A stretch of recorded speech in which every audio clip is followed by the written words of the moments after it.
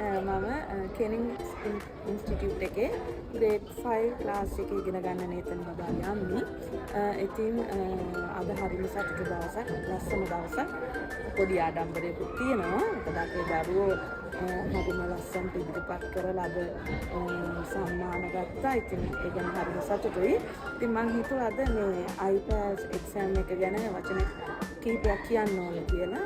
මගේ දරුවෝ IELTS exam level 1 එකට එනකොට හරියට ඉංග්‍රීසි වචන පුරුව නැතුව ඉදිරිපත් කරන්න ගොඩක් ලැජ්ජා දරුවෙක් විදියට තමයි මම මෙතනට ආවේ.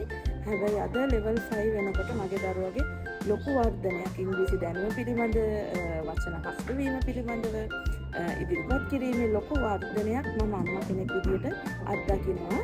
මට ඒ ගැන හරිම සතුටුයි. ඒකට මූලික හේතුව මේ කෙනින්ස් ආයතනයේ ඉන්න කිට්මිනි මැඩම් ඇතුළු ආචාර්ය මණ්ඩලය යාලා හොඳ සූදානමකින් හොඳ සැලැස්මක් ඇතුව දැඩි කැපවීමකින් යුතුව අපේ දරුවන්ව මෙහෙවනවා. අපිට තිබ්බේ දරුවන්ව මෙතනට ගෙනත් දෙන එක විතරයි. ඉතින් අද දවසේ මම මේක අවස්ථාවක් කරගන්නවා කිට්මිනි මැඩම් ඇතුළු ඒ ආචාර්ය මණ්ඩලයේ සියලු දෙනාටත් මේ IELTS එක්සෑම් එක සංවිධානය කරපු හැමතත් ස්තුතියි කියන්න. ඉතින් මම පුංචි ආරාධනයක් කරන්න කැමතියි.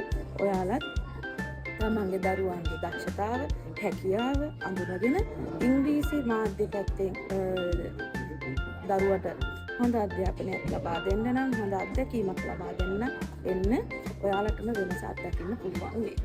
Thank you.